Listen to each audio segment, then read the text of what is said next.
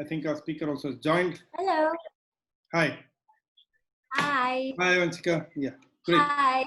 Nice to have you amidst us. And without further ado, maybe, welcome on behalf of IMACX. I welcome you to this this session on storytelling. And of course, I was just telling people that you might have built the greatest product on earth, the greatest technology on earth, or something that people can use. But if you're not able to tell a story around it, very difficult. So a couple of sessions before, we had Sham talking to us on a pitch deck.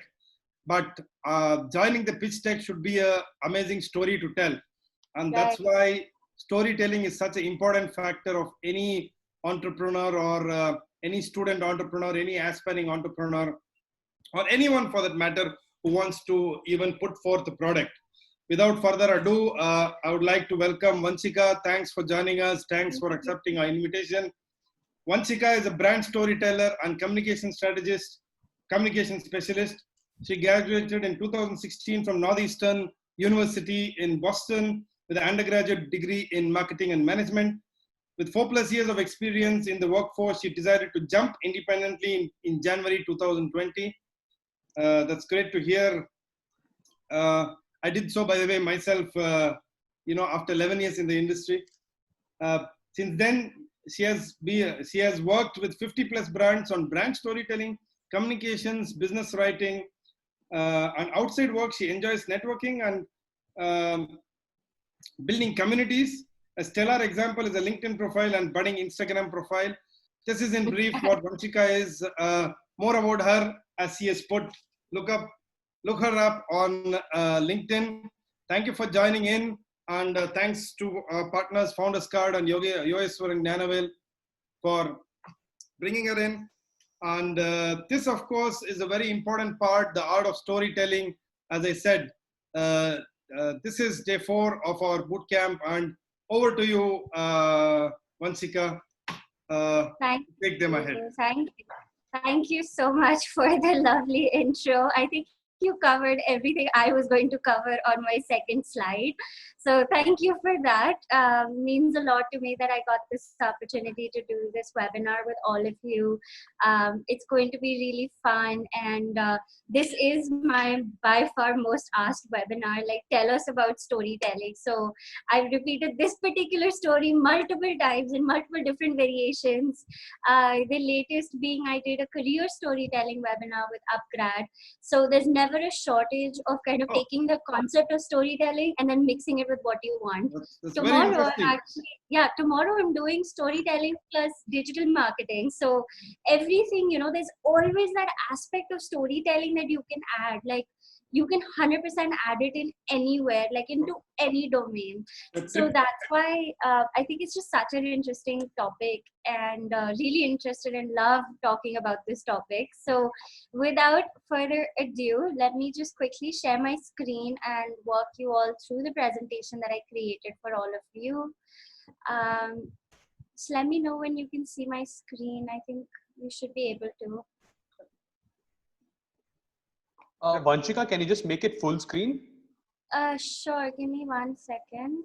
Let me just try that and then share it again. 1 second. Hold on.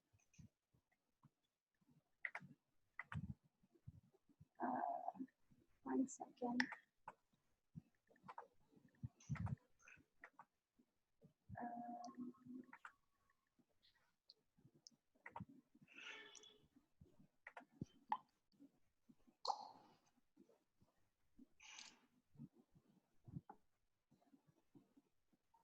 One second, it's just giving me a technical glitch. I just want to make sure. Yeah, okay, this should be fine. Okay, I'm gonna reshare it. Just let me know if it shows fine now. Function 11, please. Is it better now? Manoj, I think F11 will open it up in full screen. Yes.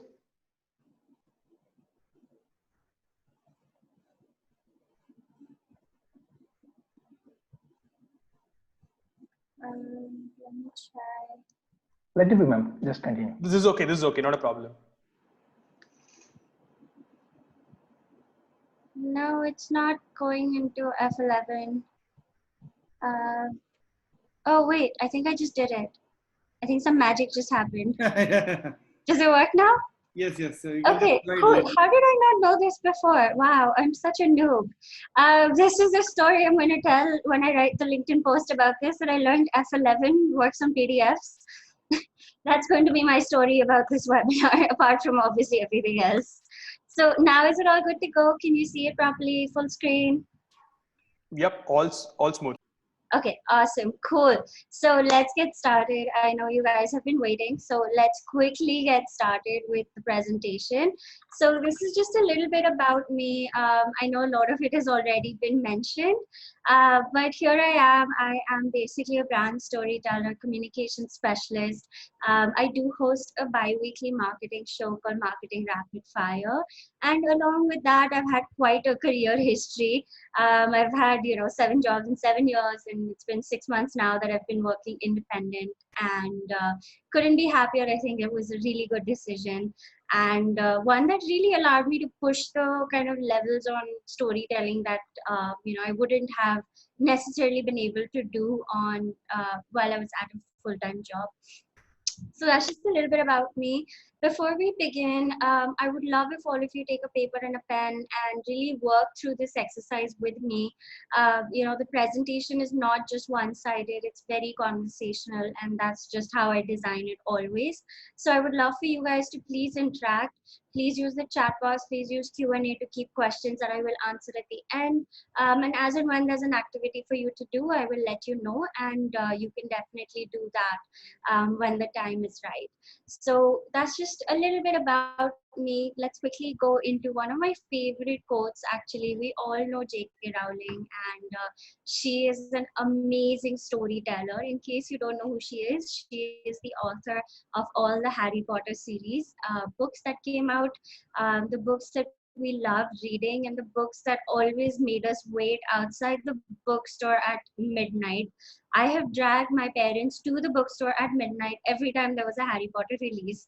So it was just it's how I spent my yesteryears, and it's really only because of the story that she wound. And obviously the story, as we all know, I think they had 6 or 7 books, and it was just so well written and so beautifully done. And as I started learning about Harry Potter and storytelling, and obviously more about storytelling per se, I really learned that what she's done is genius because it was one of a kind, but in reality it's very easily replicable.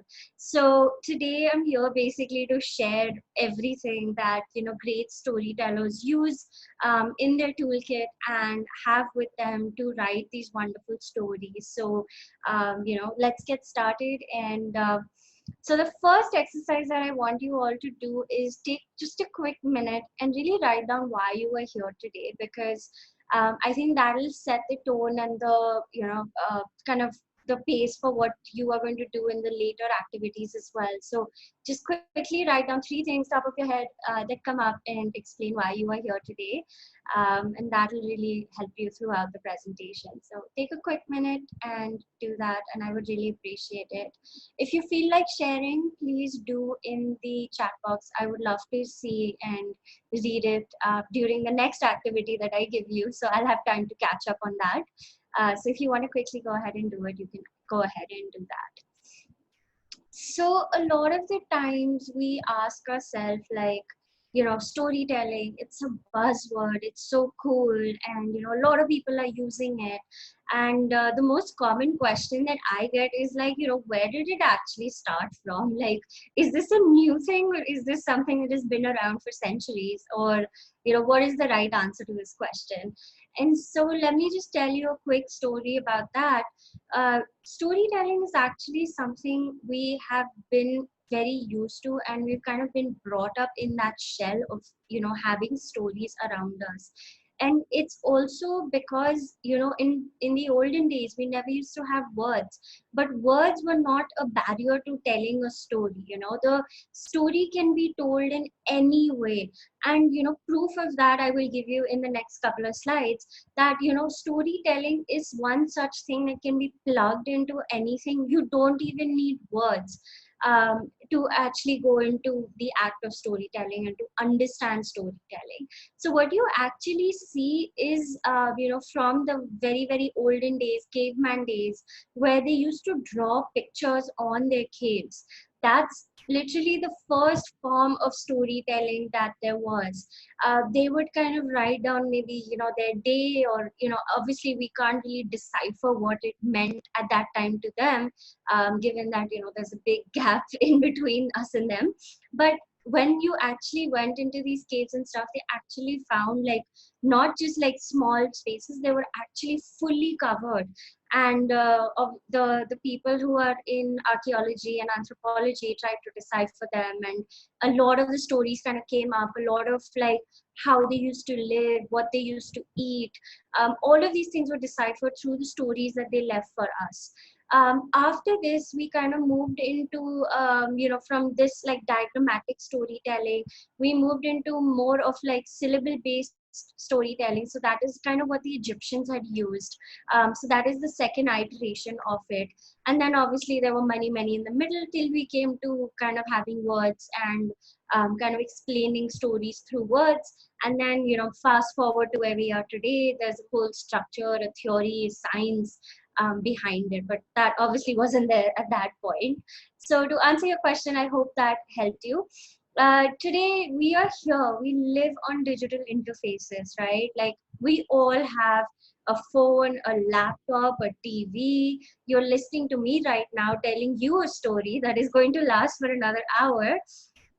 So storytelling really has no boundaries, is what I'm trying to say. Like, it's such a beautiful holistic thing to kind of explain what is going on around you using the right emotions, feel, and really bringing people together. So I mean, if you think of Instagram captions, you can tell a story there. You want to write a 2,000 word blog, you can goddamn well tell a story there. You want to do Bharatnatyam and tell a story on that kind of sort of a method, you can absolutely do that. So there is really no boundaries. Like, why do we all love Arijit Singh songs? Because they make us feel lovely and romantic, and they make us have all of these emotions. Why do you love reading books? It's because of the stories that they tell.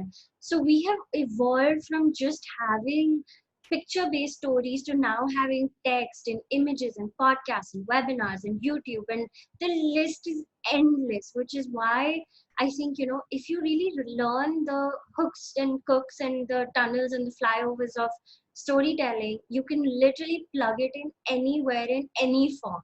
So there's really no boundary to this art form. I mean, for me, it's just another art form.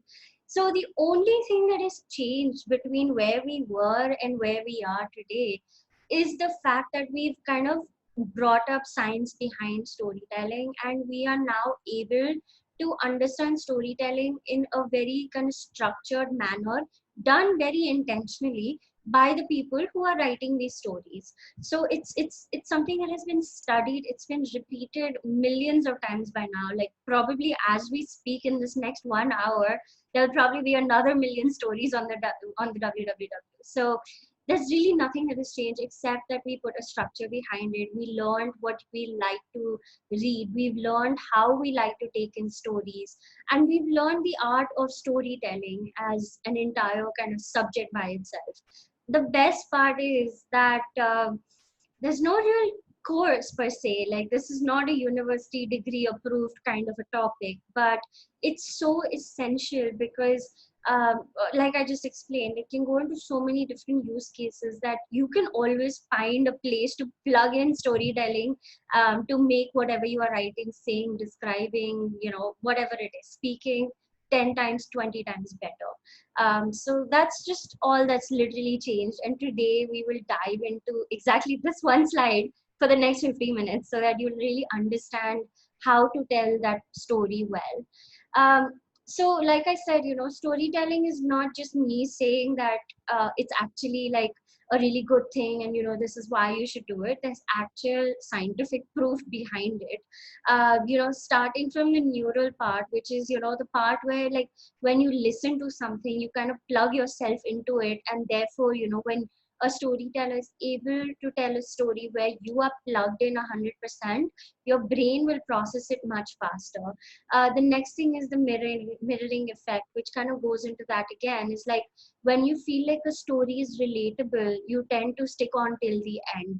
Hopefully you guys will. I've seen that so far there have been no droppers, so I guess I'm doing a good job at that. The third one is the one that talks about like happiness and the emotions and the dopamine and the excitement that comes with storytelling. And whether you read 6 editions from the same author or one, if they've done storytelling right, you will stick on because that dopamine is activated in your brain. And the last one is the processing thing. So like I said a little bit in the beginning, that stories need to have structure and form and a lot of other things, right?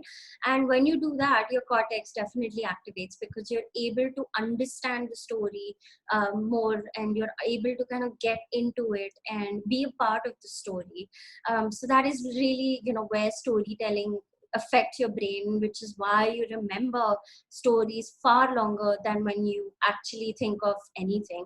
So for example, like, I mean, I don't know how many of you actually know the Canva story. I mean, this slide deck was coincidentally created on Canva, and I was reading up on the Canva story, and it's got a very, very interesting story about how they built organic traffic, how they do their marketing activities, how the founders decided to start Canva. It was actually out of a real need for themselves, and here we are today where Canva is a worldwide known name. So really, every single story, and the only reason I remember this is because whatever article I read or whatever pieces I read about Canva really stuck in my head, and also because I use it so much, which is secondary. But the first part is that it really stuck in my head for just how they've done it, which is the beautiful part. So, most of you are probably excited by now. You've got your pens out, you're ready to take notes. And the next thing is, where do I begin this story, right? That's obviously the hardest part. Like, beginning anything is hard anyway, put on top of its story, and you just kind of multiplied it by 20. So there's a very structured way to kind of tell, narrate, start, end your stories. So let's just quickly get into it. The first thing that I want you to kind of understand, obviously each of these points is going to go into a much longer discussion, but the first thing about storytelling is that if you are not able to grasp your reader's attention in the first couple of seconds or minutes, you've lost that person. If I was very boring and sounded monotonous and didn't even look or have any expressions, you wouldn't listen to the story till now, right? So maybe my introduction or the way of speaking has kept you engaged so far. Same goes with podcasts, same goes with videos, same goes with articles. It doesn't matter what form you're writing it in, but you really need to set that background of like, why are you here? What are you here to contribute? Why should a reader read your story? Anything that can kind of help build context into your story. We'll get into that a little later, but basically the point I'm trying to make is that whenever you start, remember that you don't have to start at 100 kilometers an hour. You need to start at zero, set the kind of tone, pace, the background information before you jump into it. That is the first point. The second one, or another way to start, is to start with an image. This is commonly done by fictional writers, I believe, from the little bit that I have been reading. They usually start with a very like vividly imaginative setting. So, that could literally mean like, you talk about this like beautiful chalet on the side of an ocean where you can hear the ocean waves, hitting against the shore, and you smell seawater and you smell that saltiness. So like that, what I just explained to you is how you start with an image in your head or an image to your audience, so that you kind of give them something to hold on to. Like when you set up this tone of like, okay, you're on this chalet kind of thing where you're on the beach side. Your story might as well be about how someone got attacked by a whale accidentally, but that's another story, but a continuation of it. But right now we're just at the beginning. So how you start really, really matters, because now with imagery, we relate to it so much that with imagery in our head, we can actually picture, like in your head, you should be thinking like, was the color of the wood dark brown, or was it like gray and rusty? Was the sea very green, or was the sea really blue? So all of these questions, right, is what kind of hooks your audience in.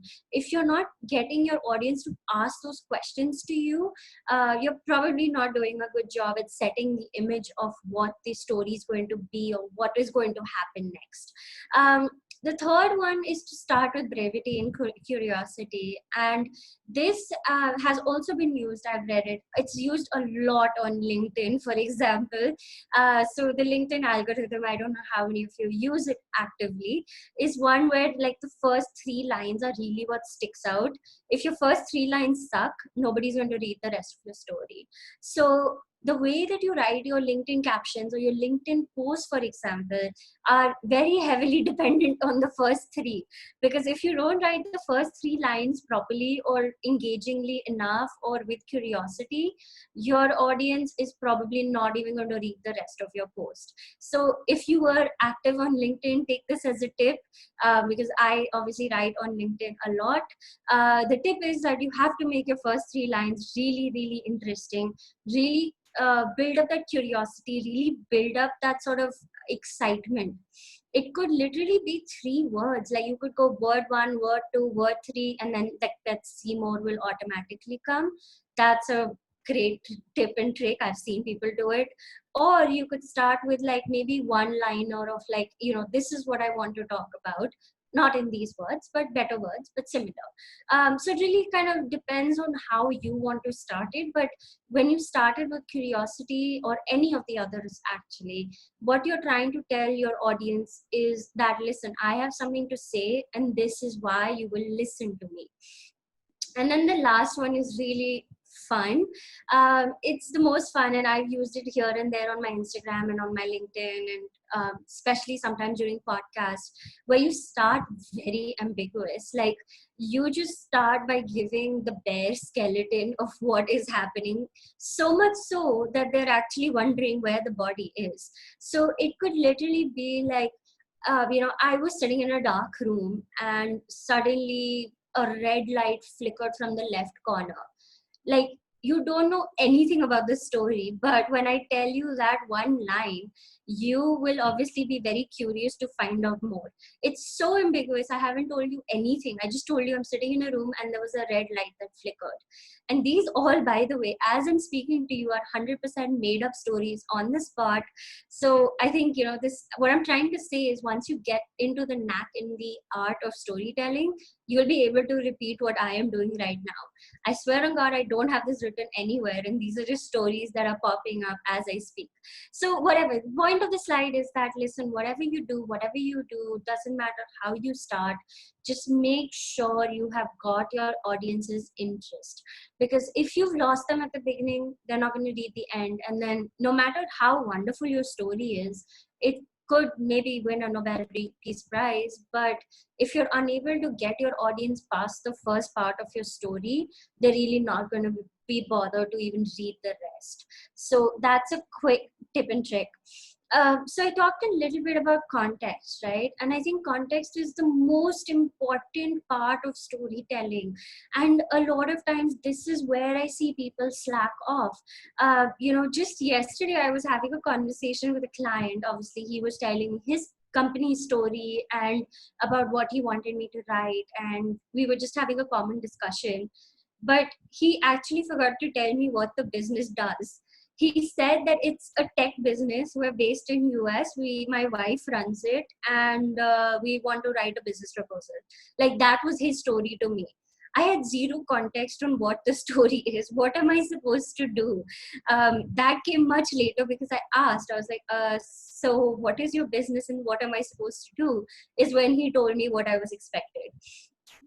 So context in storytelling really matters, because if you are not able to convey this to your audience, you're not going to be able to tell them like why they should stick on. So the first thing is, like, why it matters to them. Like, is this story that you're going to be telling about, say, someone's success story, or is this story about how you went from living in a 5-bedroom apartment to a downsized apartment somewhere on a mountain top and are working remote?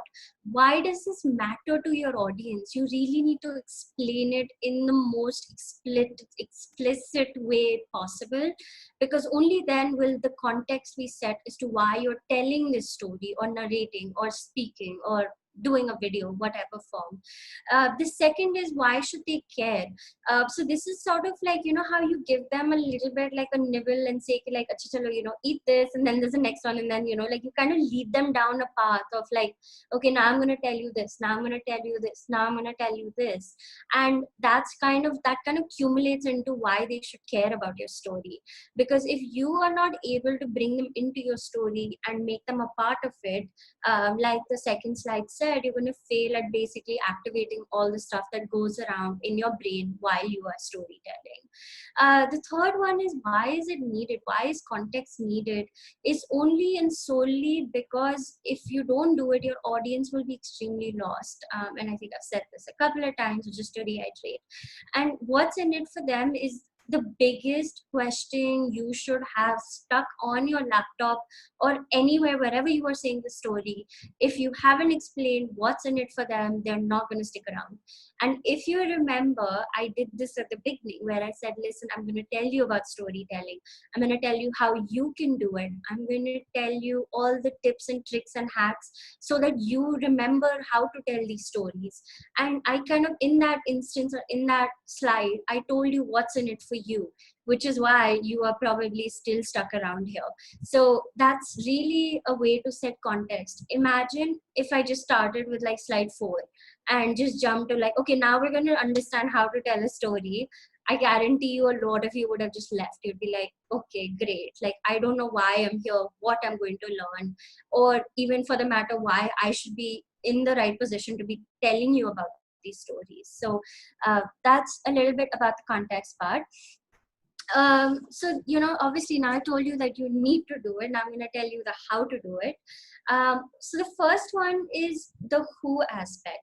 So when you add context, the first question you are going to answer is, who is in my story? What do they look like? What are the characteristics that they have? And I say this very, very loosely, but even businesses have characteristics. It's not that your story has to be based on a person for it to have a characteristic. Is your business fun? Is your business goofy? Is your business straightforward? Is your business just businessy? Those things kind of come into the branding side of it, but that again kind of sweeps into how you write your content. And when you write your content, how you write your context. So whether it's a person or a business, you really need to explain the who is in the story. Is it a story about two people who are going to fall in love? Or is it a story about a young child who is going to one day become the president of the United States? These are things that really matter in the story, because without it, there will be a lot of disconnection. The second one is, where is the story happening? Is the story happening in the dark room? Is the story happening by the beachside? Is the story happening at 6 o'clock in the morning? Or is the story happening at 6 in the evening? That can really play into your story. And the reason that I say you add this into the context wherever, usually in the beginning, is because then that kind of sets a sort of starting point. Like, okay, 6 o'clock this happened. So therefore, when you continue on and you say at night, for dinner, they made a macaroni pasta, it makes sense, like in terms of the storyline. So talk about all of that. Where is it happening? When is it happening? Give as much detail as you can, I think, is what I'm trying to iterate, and I'm just telling you how. The third is the atmosphere. So this, again, each level of this context setting helps to activate something else in your brain and, reason why you'll remember it. So for example, imagine if J.K. Rowling just said that Hogwarts was a castle in a wizarding land, or whatever term she used for it, that wouldn't have really got you interested. But when you read about like how they get oriented, how the tables are really long and they have flying candles and the chandeliers are flying and the students sit under, and the what do you call it, Dumbledore has his thing which is like a little higher, food magically appears, like this is all atmosphere setting.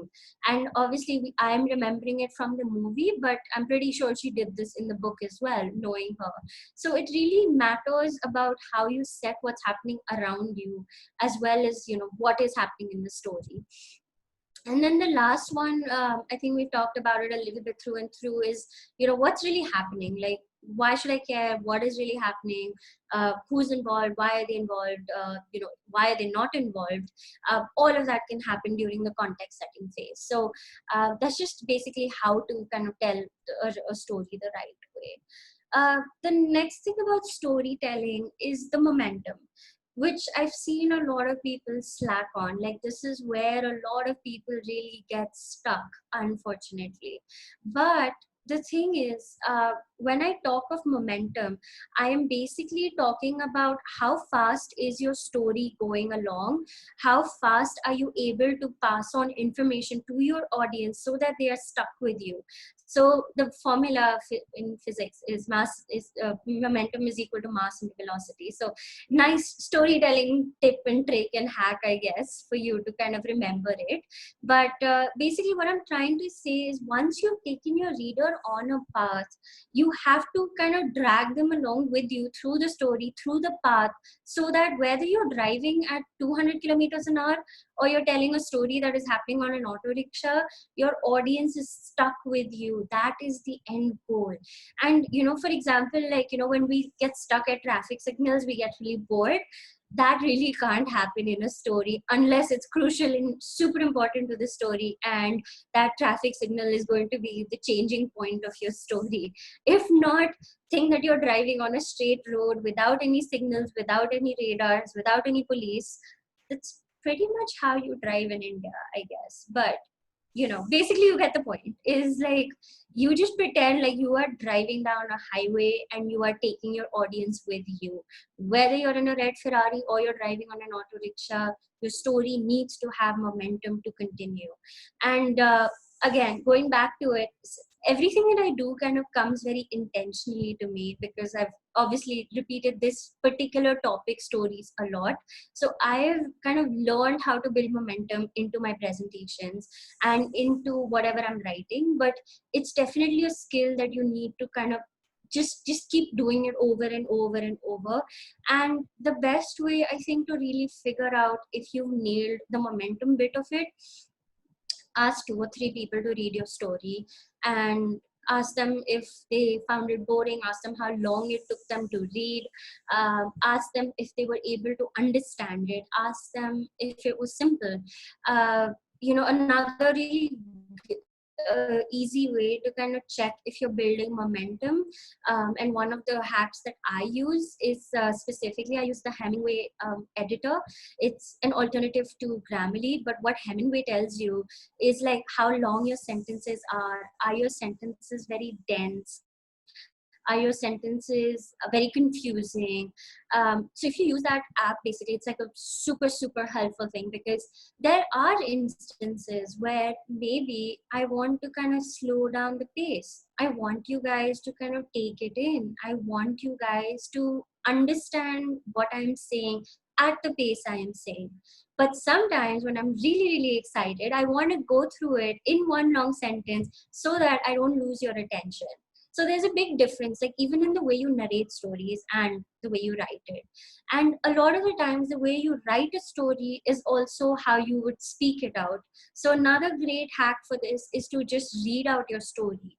Really just pick it up on a piece of paper or read it out aloud. because that will tell you if you're building momentum and if the reader is reading it as it is intended. If you kind of suck up on that, you will know, because you'll kind of find yourself like understanding. You'll kind of find yourself questioning. You'll be like, what is this? Why is this happening? And if you're asking yourself those questions, you probably need to go back and fix your story. So that's the point on the momentum bit. 1 second, I don't know what happened. Okay, there we go. Okay, awesome. So we're finally like good way through the presentation. You got a lot of background, you got a lot of context, you understood what all you need. So let's start, right? This is the fun part. What's next?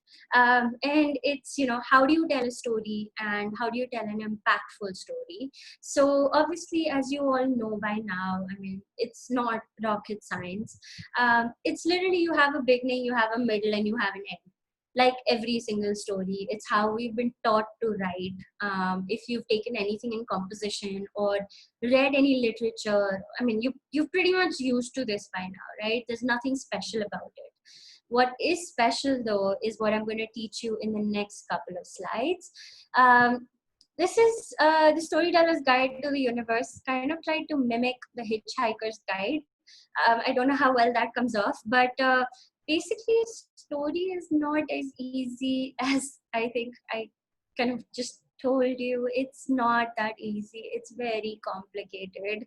And it only gets complicated because it only gets more beautiful as it gets complicated. I know this is like counterintuitive, but really the more you kind of complicate it for the right reasons, the better your story is going to be. So for example, like, if you want to talk about details in your story and that really matters, you might complicate it and you might confuse your audience, but that is completely okay. It's done with intent, and if it's done well, it'll really, really stick around. Another thing is that even though stories generally follow the beginning, the middle, and the end, how you tell that story, maybe you go from beginning to middle to like beginning to middle to beginning to end, really matters. As you can see in the picture behind, it was kind of pretty much accurately about how I tell a story. It's like it starts somewhere, then there are these mini stories, and then that story links to the main story. And it's really not as straightforward as it looks. Like I said, just remember this, that if you complicate it, do it with reason, do it with intent, do it with the right amount of details, because there's no harm in complicating a story. If you watched anything of like Christopher Nolan, you watched Inception, you watched anything from Matrix even for that matter, or Da Vinci Code on TV, all of these are very complicated stories, but we all have watched them end to end, maybe multiple times. And why did we do that? We only did that because they were so intriguing. So moving on, the first thing I want you to kind of do, actually, just before I continue on, we're going to take a 2-minute break. And I want you to write down 3 main things. Okay, so we're going to kind of build stories as we go through the presentation together. So you're going to need these 3 things. You're going to need a character or 2. You can have a protagonist and an antagonist. You can have 2 characters if you want. If you want to keep it really simple, keep it to 1. The next thing you need to do is have a sort of context and an environment, and have a sort of base for your stories. So I want you to kind of write that down as well. And then the third thing that I want you to write is the direction of your story. So basically think of what is going to happen at the end, because only when you kind of have that planned and prepared would you be able to narrate whatever happens in the middle. So take a minute, take 2 minutes. I am just going to kind of stop here for a bit, think about it, because you really need to have solid everything in these 3 categories for you to actually write a good holistic story. So think of who is in the story, think of what the context is, or what kind of a story are you telling, and then think of the end of the story. That will really kind of put everything into perspective, or the direction of the story. Take a minute and just think over it, write it down, and keep your notebooks out as we continue, because you're going to need to use it as we continue. So I'm going to give you 2 minutes to really think about it. You've learned a little bit about the context part. So don't just write a boy, give the boy a name, give him an age, give him a location where he's staying. In the middle part, you can maybe add like where the story is happening, why does the story matter, what is the intent, what is the goal, and in the end or the direction part of it, you can write like, okay, this is what is going to happen, or uh, kind of decide like, is it a happy ending, is it a sad ending, whatever it is. Take a minute and think about it. It is what time is it? It is 6:41, so I will give you 2 minutes. 6:41, 6:43. If you can just enter it in, feel free to share if you want on the chat. Completely okay. Oh, you want me to repeat the points? Wait, I will type it out. I think that will be better. Hold on 1 second. The person, character, context, what direction, goal.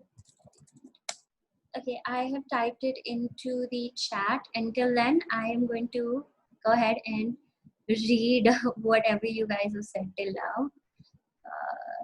Take another minute, and then that's all sorted.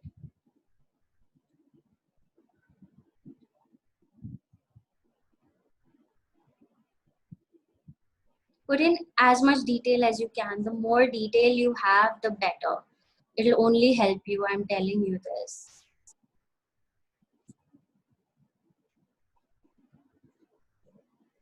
All right.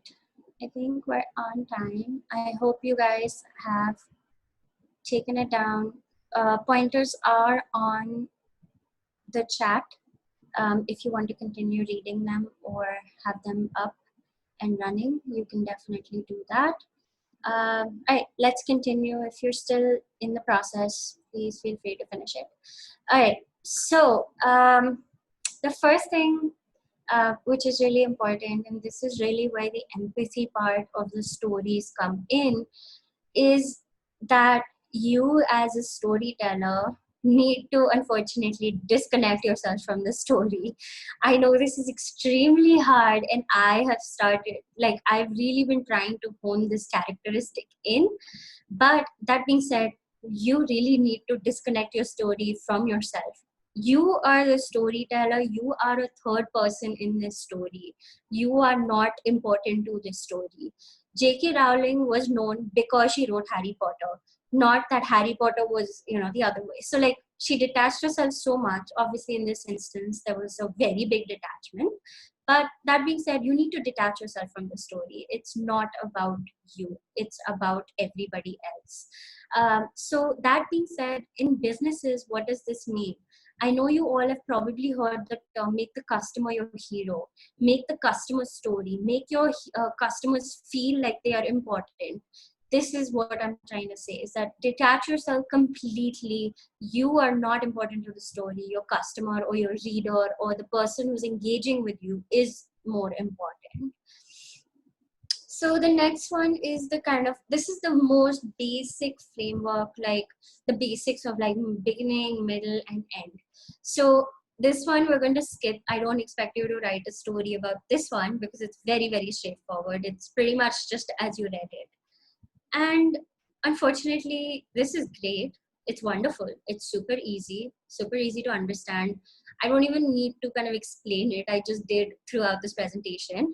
But the thing is, like every story, right? It needs a lot more than just a beginning, middle, and an end. The first thing that it needs is attention.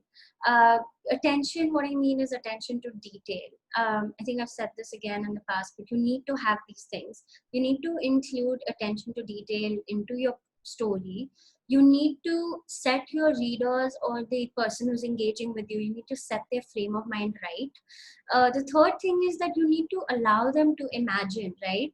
As much as the story can be yours and very close to your heart, you need to let your audience kind of imagine what's going to happen next.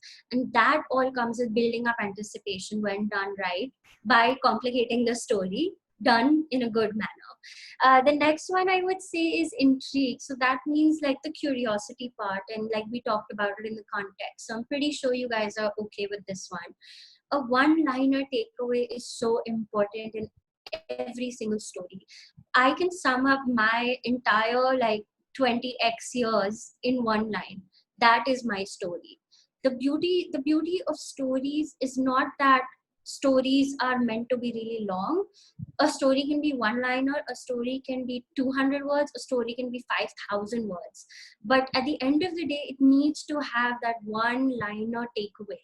So sometimes, I mean, if I'm really, really stuck, this is a pro tip: write the one liner story first and then slowly start building onto it.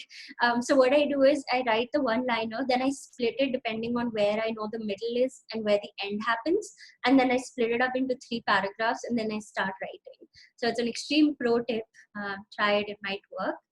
The next one is personalization. So that means that whatever your character is, right, what they're feeling, what they're doing, what they're going through needs to feel like them throughout the story. So like your character can't change as much. Like if your character is old and grumpy in the beginning, you can't necessarily make him old and happy without a very strong storyline. So make sure that you have that personalization so that people understand it. The next one is just simplicity, and the last one is structure. Very self-explanatory. Like be extremely simple, use the same words in your stories, don't use complicated language, and have a strong structure.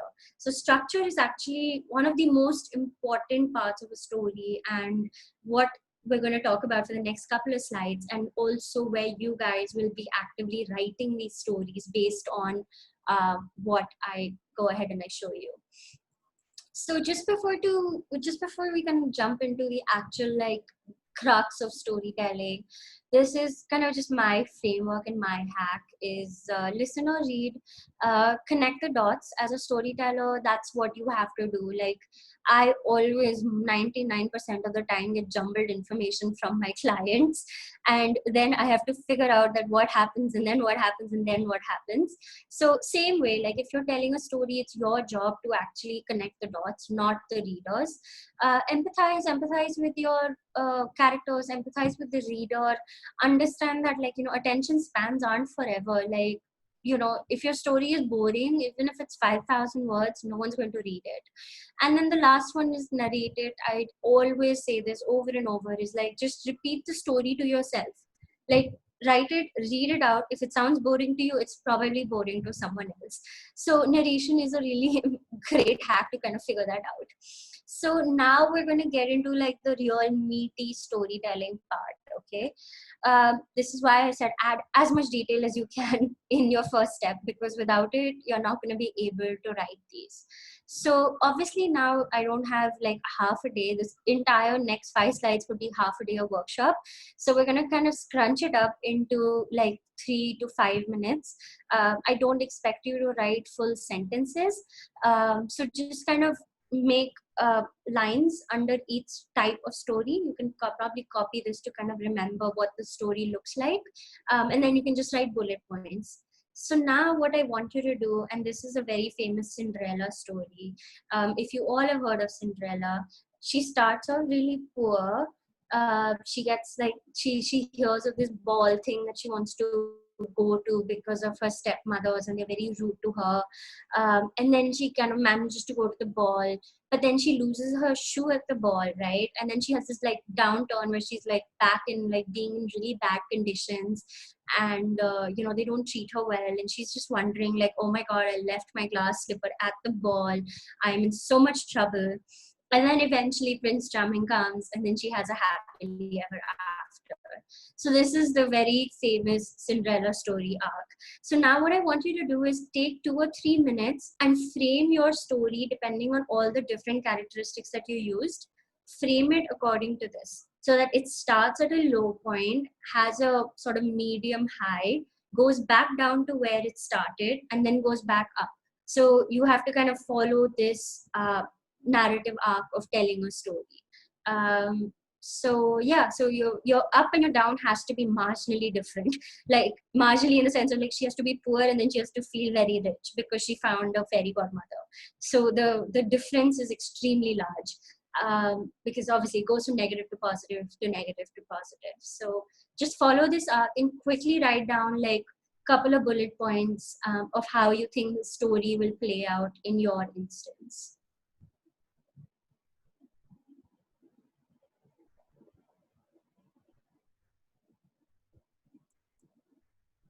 It is 6:51, so we'll wait till 6:53.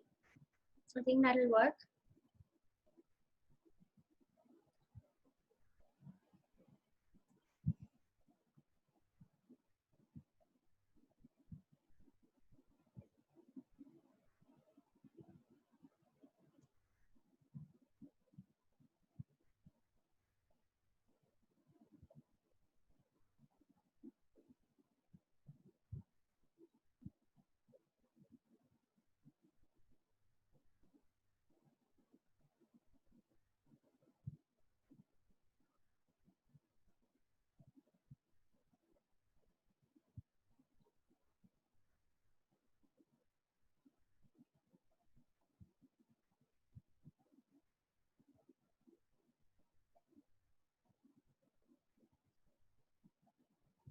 Okay, we have one more minute.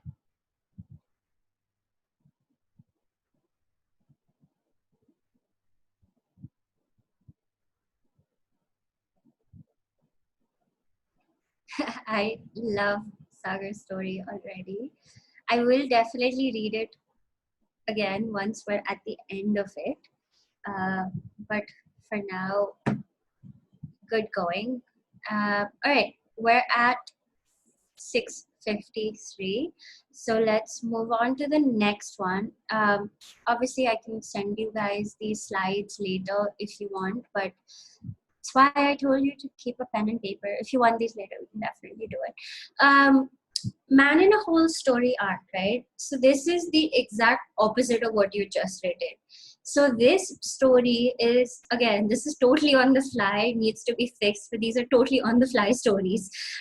So this could be a story of this really rich billionaire who is living the life, has 6 cars, like parties his life out, has the best food, best liquor, best everything, imported laptop, like living luxury, like luxury 2.0. And you know, he's doing extremely well, and suddenly you know, someone sues him saying that he has some copyright infringement, and that copyright infringement is going to mess up his entire company business structure. So because of that copyright infringement, there's a court case. Because of the court case, all of his clients stop working with him. Because all of his clients stop working with him, he goes into this massive negative where he's totally bankrupt. He has to sell his house. He has to you know, sell all his possessions. His wife left him. His children don't love him. All of that drama and all of that khichdi that we love in all the Indian stories. And then you know, he basically goes to therapy, and he realizes that he has more of a mental issue, and you know, if he sorts himself out mentally, you know, because he's clinically depressed, he'll be able to do much better. And so he goes to therapy, he goes to rehab, and what happens is that rehab really helps him, and slowly he recovers and he's mentally better, and because of that he restarts his new business. And now his business is one with a purpose, where he's helping people who are in mental asylums with learning how to be better human beings. So that is his story. So now, like the Cinderella story, you have to completely flip it over, where you start at a positive, you go really, really down into a negative, and then you go up back again. So it is 6:55. You have 3 minutes to do the same. 6:58. We will be back with this. So take your time, flip your entire story of the Cinderella story into this story arc.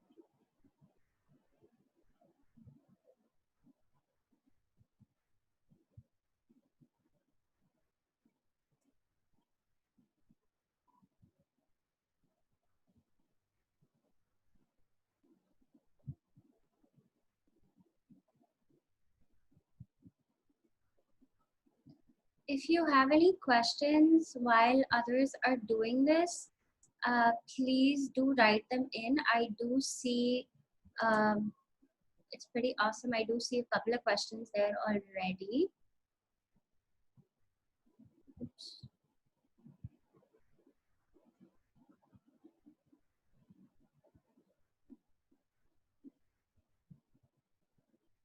All right. We're at 6:56. So hopefully you have that nailed. Again, don't write long stories. It's fine. Just write bullet points. Basically, the idea is to teach you how to flip around stories and have the same story told in multiple ways. So that is my only intent over here right now. The next one is a super simple one. It's actually the easiest because we've heard this story over and over and over. This is the most repeated story of them all. It's the rags to riches story. So from everybody from Narendra Modi to Barack Obama to Abraham Lincoln to Mahatma Gandhi, like all of these are stories that follow a very, very similar story arc. So this is usually called the inspirationalist story, like the inspirational people kind of stuff that we follow. So if I had to tell you a story about it, I would basically say that there was this 6-year-old kid who was born in a village very much on the outskirts of any city, had no phone access, no internet access. Everything was in shortage over there. It was a drought-stricken area. They didn't even have proper water and sanitization. And they really, it was just a struggle constantly. The nearest school was like 15 kilometers away, and they had to walk to school and walk back. And it was really, really tough. And because of malnutrition, so many people used to die in their village every single day. But there was this one kid, and his name is Anand. And Anand is really smart because he somehow found out a really old man in the village who knew a lot of physics and was very, very smart, because he had maybe gone out to the city a little bit for a couple of years when he was younger. So Anand started talking to this old gentleman, and this old gentleman started to teach him a lot about physics and how the world works and all the things that Anand needed to know in relation to physics, because he was really interested in that. And what happened over time was that this old uncle had so much of knowledge, like today we would probably call him like the Wikipedia of physics. And what happened is that with all the knowledge that he gave Anand realized that, sanitization and water was a big problem in their city, especially, and overall in India, I presume. And so Anand started building a machine using whatever he had learned from this uncle and his parents' input. He started building a machine that could be created from just plastic water bottles. And what it basically did was it ensured that they always had a supply of water, along with that clean water and along with that drinkable water. So that simple thing that he built really helped the entire community have access to something so simple like water. And like we all know it, there are a ton of tourists that go around to these endangered and probably like far off cities to really experience what life is like on the ground. And this is very commonly done by anthropologists, historians, scientists, people of all different kinds. And so there was this scientist who was visiting from Canada, and she wanted to basically understand how families live together in villages, what kind of family setup do they have. And she goes to the village where she kind of bumps into Anand, and what happens is that Anand shows her the entire thing. They couldn't even speak in proper English because Anand doesn't know much English, but the thing is that he explained it so well to her, and she thought the idea was so cool that she was like, I will help you, and we'll write a letter to the government to explain what you are doing and how you are doing it and how it's benefiting everybody around you. So this Canadian lady helps him. They write this long essay and she sends it to the government of health, and the government of health reads it and they were super impressed. And so they send out their team over there, and fast forward for about 6 to 9 months. And the next thing you know, Anand has an opportunity to present his case to the President of India and really explain how he built it, because he was nominated for a child award for being super smart. I forgot whatever the name was, but basically he gets nominated, he tells a story, and forward 3 months after a lot of deliberation, he wins this award. And along with that award, he gets 20 billion crores of rupees, because he has helped all the villages, not just his, get proper sanitized, clean water supply 24/7, doesn't matter where they are. So that was a little long story, but that's basically the rags to riches story. So I hope you guys got the hint. We will stick around for 2 more minutes, 2-3 minutes, so 7 to 7:05. We will stick around and I'll wait for you to kind of write your story now in this way. So think of all the things you thought about initially and write it in this format where it's very, very negative, midway where you kind of are on kind of smooth sailing waters, and then it just goes to another level that you can't imagine.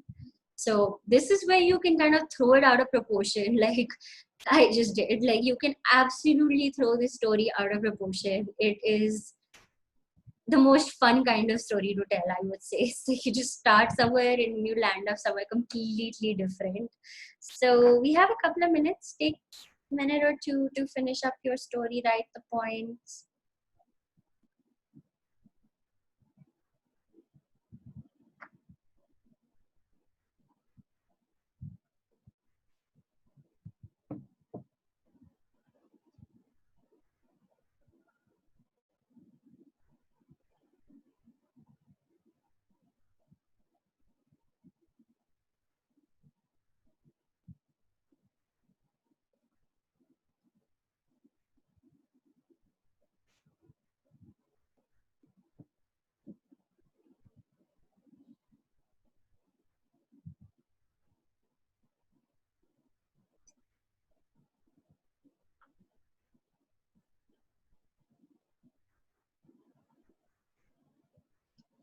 I hope I'm not going too fast for you guys. I know we've been at it for about an hour now. So if I'm going too fast, just let me know. I'm trying to give you a little bit of time here and there. But yeah, I mean, if you're writing these notes down and kind of taking notes on how I'm kind of explaining it to you, you should be able to replicate this very easily. So I think I've attached not just a picture, but an actual story so you can relate to it and then write your own. That being said, we have 1 more minute and then we can continue on. Again, if you finish your story and you have questions about each of these kind of arcs or anything that I've talked about for that matter, please feel free to share them in the Q&A section, not the chat.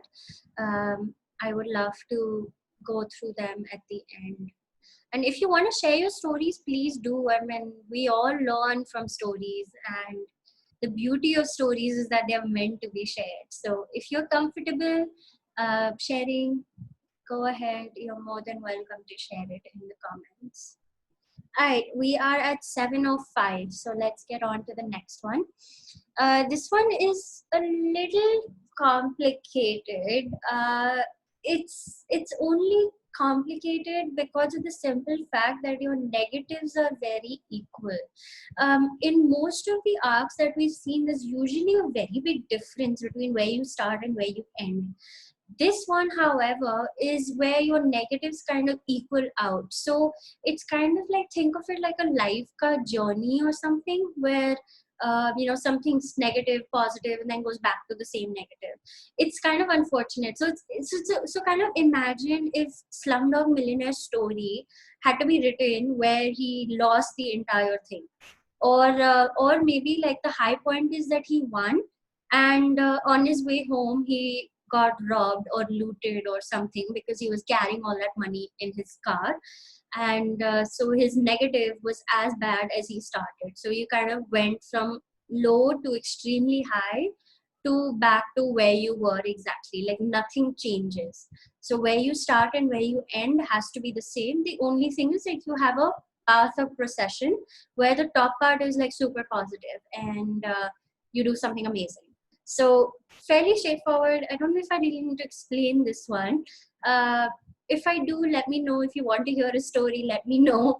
But it's basically the opposite of where is it? This one. So like over here, your positives are kind of the same. This one, your negatives are going to be the same. So it's the opposite of it. So we have, it's 7:07. You can take like 2-3 minutes and you can then do that. And I am here obviously to answer any questions you have.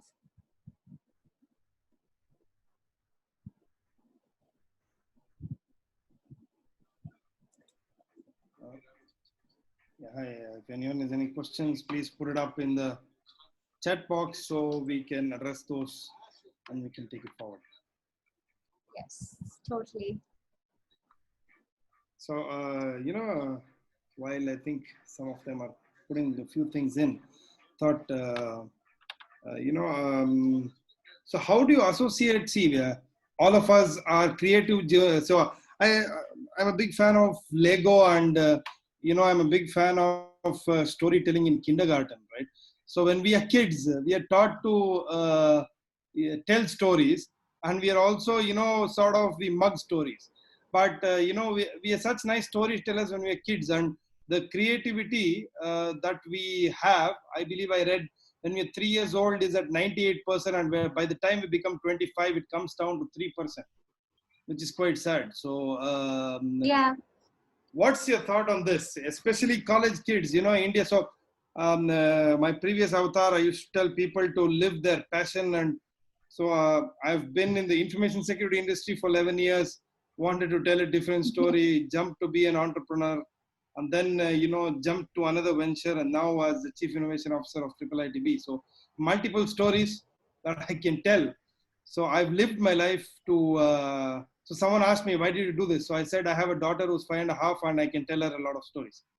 Right. Yes. So apart from also leading the youth wing of Rotary International, so many stories. So I've considered storytelling a very important part of my life. So that's why, I personally relate to some of these things that you say. But what do you have to say on these? It's what I do day in and day out. Huh? Yeah. So for the students, what is that one thing that you say that you should focus on now for storytelling? Because they might be wanting to go to jobs or entrepreneurship or family business or higher studies. What's your take on that? Yeah, I mean, honestly, storytelling can be plugged in anywhere. Like I started off the presentation with, it really doesn't need a time and a place. You can always tell a story from your admission counseling entry to your exam papers, to your case studies, to your research papers. Like there's really no end to it, which is also the beautiful part. All right, so just for the sake of time, let's continue on. I will share my screen again, and we're almost towards the end, so stick around. You've stuck around and you've been a wonderful audience so far. Stick around because we're very much towards the end of it, so you will obviously be able to experience this. Why is this not happening again? Oh no, I don't know how I did it the first time. How did I do it the first time? I wasn't this. One second. Hold on 1 second.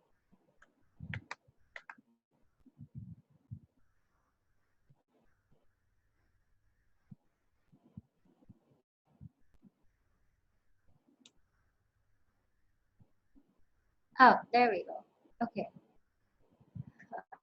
Hold on. Just about to share my screen. There we go. Okay, awesome. Got it back. Hopefully we have everybody here with us and nobody left, because right now we're literally towards the juiciest end of the presentation. All right, so all of you have stuck around so far. You guys have been awesome. uh, just wanted to kind of end this, or towards the end of it, on a very positive note, that we live in a world that's extremely complicated and we have so much information around us. It's absolutely insane. Like, from the time you get up and you check your text messages, to the afternoon Instagram scroll, to the TV watching, to the Netflix that you're watching, everything is a story, right? And it's a very chaotic world that we live in.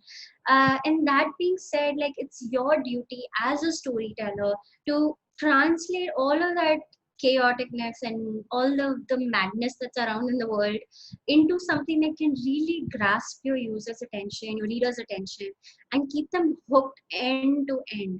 Like, it's like saying, like, you could serve your audience a buffet, but if they're not interested in the dishes you have, they're not going to even stick around. So same way, think of your story that way, that like you really need to tell a story for them. You are not telling a story for you, and therefore your job is to make whatever story you're telling the least chaotic as possible. There are ways to put in chaos. I'm not saying it's a no. I'm just saying be very careful about how you do it, because there is a right way and there's a wrong way. So kind of just to end, here are just 5 tips and tricks that like really work for me. And I do this day in and day out. So, it's something that I think has come right from my heart out to all of you. The first one is, start where your reader starts. I mean, I stressed a lot on context setting, background setting, detail, and all of that, because that is where you need to start. Same, I mean, going back one step, imagine starting a story where you're like, a person drowned in the ocean. Like, that doesn't really make sense, and it would really just not grasp your audience. So when you are writing and when you are reading, just presume that the audience knows nothing about your story. Given that they know nothing, you will change how you are writing it. So I would suggest, like, really start where they start, because that will be helpful. Second is be mindful of language. Being a storyteller doesn't mean you complicate things. I think I talked about this a little bit as well, that you need to really be simple as possible. Use the least complicated language you know. If you want to say something is easy, say it is easy. If you want to say something is hard, you say hard. If you want to say difficult, use the word difficult. But what I'm saying is use that word constantly throughout, because the difference is that they could be synonyms, but at the same time, synonyms have different emotions that it gets your brain going with. So when I say hard versus when I say difficult, hard may be achievable, but difficult automatically triggers something in your head, like it's not possible. Why should I try? So even though they're synonyms, the meanings are very similar. You have to be very careful about what word you're using in your stories. Third is keep track of the verbiage. So, like, stories are usually best told in first person. Don't use third person unless you really have to. Because when you have characters and your story is built around characters, you can't third person it and say, like, this person said this. Generally that the rule of thumb is write it in first person. You can use third in certain instances, but start with your first person. That will probably be the most helpful for you. The next one that I really think works the best for me is to start the story somewhere, but go finish it, whatever, and then go back to the beginning and now be like, okay, what can I change so that my story flows better? If you notice, when you were writing down your notes and following the different arcs that you were doing, the beginnings can be very different. How negative is negative depends on what kind of story you're telling. How positive is positive can completely change. So obviously, as you are writing, your brain is able to imagine much more.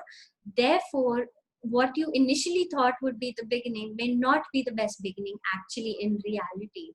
So really take a minute, go back, look at your beginning. If it sounds like it still fits, let it be. If you need to change it, just go ahead and change it. And then the last thing is sleep on it. I would say that, like, the best stories or never come from my first version. Like, they're always the third or the fourth version, unless I'm in like the super hype, like coffee high. It's very difficult to write an amazing story in one go. So take your time off, because when you take time off, your brain subconsciously thinks of things that you could have added, or maybe that one thing that would have made a difference.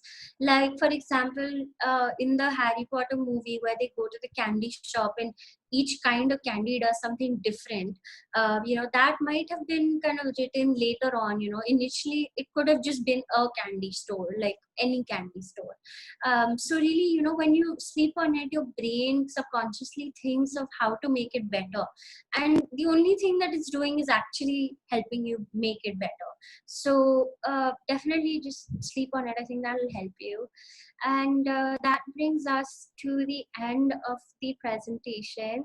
I am available on my website. It's actually very, very new. I launched it just yesterday. It's vanshicharts.com. I'm available on my Instagram. I'm at Talk to Vanshi, and on LinkedIn at Vanshika Mehta. So I would love to hear from all of you. I would love to hear how you guys felt about this webinar. Was it useful? Did it teach you something new? Please feel free to reach out. I am here obviously for another couple of minutes, and I will go through the Q&A just in a minute. Thank you all so much for sticking around. You guys have been an absolute lovely audience.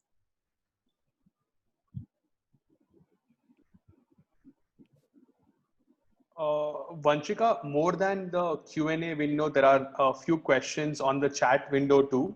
Okay. Do you want me to pick it up and bring it to you? Yeah, if you could, because I'm kind of scrolling and like I love that people have written back, but I don't know where to begin. No problem. Perfect. I'll start picking up questions. Yes, go ahead, go for it. The first question, which is in the Q&A tab, is from Suman. The question is, how to attract listeners while you're sharing your story or while you're talking about your story? Right, very good question. Example, exhibit A is sitting in front of you. But basically, if you are narrating a story, really understand that your audience is there for a reason. You need to keep them hooked, and you need to be answering their questions, and probably even when you're saying it, you probably are going to have to perceive what their questions are so that you answer them. So when I was even creating this pitch deck, like I was already thinking in my head, like, what would make sense for you guys? What is the next question you will have? How does what my slide X and what is my slide Y and what does Z say? How do they all connect? So I think you really need to think of it as accumulation. You need to understand that your audience only has so much of an attention span, and along with that, they're here to learn something or take away something. So their intent, if it's known to you, you'll be able to write and craft that story 100 million times better. And that's also why I started off the presentation asking you, like, why are you guys here? And I did read it through and through. So like, while you guys were writing, my brain was already working and being like, okay, this is what this person might like, this is what this person might like. So that's a kind of hack into it. If you're presenting, just ask, and that will kind of give you an insight, and through the presentation you can kind of just build it up. Perfect. Thanks a lot for sharing that, Vanshika. With that, I'll come to this question from Mr. Manoj. His question is, what is the craziest story that you have heard in your career? Craziest story that I've heard in my career? I honestly think a lot of them are those rags to riches kinds of stories, because I just don't understand them. Like, I mean, obviously because there's at such a large scale, like it just baffles me. Like when you hear of names like Vivek Bindra, or you hear of names like Saurabh Jain, who are like really into digital marketing and courses and selling and passive income, it just blows my mind. I'm like, how did they even think of this like 10 years ago? Like, I till today am struggling to kind of create a course, or I'm thinking about how to create a course, but these guys are earning crores of just passive income sitting and doing nothing. So like it blows my mind at like how they kind of figured out how to make active income, passive income, and are living the life, man. Like living the life. Another one that really baffles or kind of gets to me is when people are fundraising and they kind of tell their story, like the founder story, which is very commonly missed actually. Matter of fact, a lot of times founders forget to tell their story during the investment process. Whereas the fact is that people invest on people, they don't invest in your business. You could be business bankrupt tomorrow, but if you have a strong personality, they'll still bet on you and invest on you again. So I think it just baffles me how storytelling works during fundraising, because all it is a story, because what you're showing them is projections on a piece of paper. Like we think that this product is going to be the next big thing, and whether that happens or not, they've put their money down. So it just baffles me how fundraising happens. And I mean, lovely for the people that have managed to fundraise and get money. Beautiful. On that note, Vanshika, there's a specific question. Usually these pitches or business presentations are for a very short duration, 3 to 5 minutes, right? How can we go about articulating the story in this short amount of time? Okay, 3 points. First, include as much detail as possible. Like, tell them everything that you can. Like, why was this idea Vanshika, I think your started? voice is breaking. Like, how did this Karthik, idea are come you also about? feeling it? Second Yeah. one is if you ever Vanshika, one moment. Your voice was breaking. is it better now? Yeah, much better now. Okay, It's you hear me working now? now. Okay, so 3 points. First, being detailed. Make sure you have a lot of detail in your stories. Make sure you include everything and anything that they might ask you. If they ask you, that probably means you haven't told them, and that is on you. The second thing is you need to bring out the emotions that you have for your product or your business. So, like the same love that you feel when you go to work on a Monday morning, make them feel that when you are telling them your story and as to why they should invest in your business. And the third thing I would say is make leave a little bit for them to kind of discover, and leave a little bit of the cake unfinished. They would want to know more and build on your story by investing in you if you just leave that little part out. Like for example, say that you are Walmart and tomorrow you're expanding in Africa and you're going for the next round of fundraising, but maybe you don't want to tell them that. Maybe you're just like, this might sway their decision. They'll be like, Achha, you already have money, or for whatever reason. So you don't have to kind of give them the 100%. You can leave them with a little bit of curiosity. And I've seen people do it, because like if there's a very big deal coming in, they'll just say like, oh, we are going to be doing this, but right now it's under disclosure, but there is something happening. So that is one way to kind of just leave them on the hook and be like, what is happening? And if your story is compelling enough, they will definitely invest in it. Why not? Perfect. So thanks for sharing those 3 points. I think that's the end of the questions from the students. I think this has been one session where they've literally written down all the pointers and stuff, so they don't have questions as such. On that note, I would like to introduce Mr. Karthik Kittu, who is the moderator for today's session. He's the Chief Innovation Officer at IIIT Bangalore, who also heads and mentors students and entrepreneurs on various incubation and acceleration processes in IIIT. He's also been into multiple projects of Rotary, and he's also been a chair at Rotaract and multiple other activities. He was a previous chair for UA at YI Bengaluru also, and also for entrepreneurship and innovation. He's one guy who's well connected and well networked in the innovation ecosystem of Bangalore. So over to you, Mr. Karthik, to give a closing statement for the session today. Thanks, Mr. Yogeshwaran. And thanks, Vanshika, for the great session on insights into storytelling. I'm sure it will take the students a long way. So when we actually planned this boot camp, I actually sat down and actually wanted to make, things in a way that the students go phase wise. Well, and as I told you, storytelling is one of the most important components. You might be building a business model canvas, a pitch deck, then thinking of jumping into being an entrepreneur.